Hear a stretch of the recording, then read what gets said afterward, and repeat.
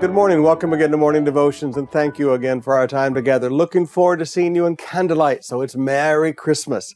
Let's go back to the book of Revelation. Now, I will tell you, devotional thoughts from the book of Revelation are difficult because I want to teach through it, because I've taught so much on the book of Revelation in my life. But all I can do is just bring out a little devotional thought.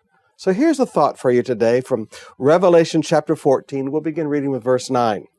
A third angel followed them and said in a loud voice, "If anyone worships the beast and his image and receives his mark on the forehead or on the hand, he too will drink the wine of God's fury, which has been poured out full strength in the cup of his wrath.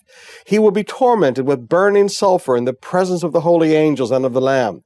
And the smoke of their torment rises forever and ever, and there is no rest day or night for those who worship the beast and his image, or for anyone who receives the mark of his name." This calls for patient endurance on the part of the saints who obey God's commands and remain faithful to Jesus. Now, there's something that you need to see here. In some things in life, there are no do-overs. See, we live in a life and in a world that tells everybody there's no such thing as a permanent decision, that, there's do-overs in life. And if you don't like your first wife, you get rid of her and you get another one and you have a do-over. Everything is about do-overs in life, and people don't sit down and think through, I need to make good decisions the first time. Well, I got news for you. During the tribulation, there are no do-overs. When you take the mark of the beast on your hand or on your forehead, when you worship the beast, when you worship the Antichrist, there are no do-overs.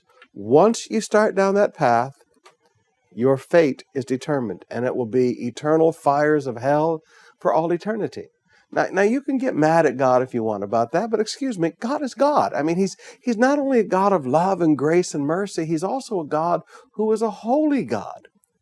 Now, brothers and sisters, let me just leave this thought with you. And I say, Pastor, this doesn't sound much like Christmas. Well, yeah, it is about Christmas, because Jesus was born into this world so that we would not suffer wrath. But during the tribulation, there will be people who will make a decision to worship Satan, to worship the beast, the Antichrist, to take his mark on their hands or their foreheads. And once that decision is made, there are no do-overs.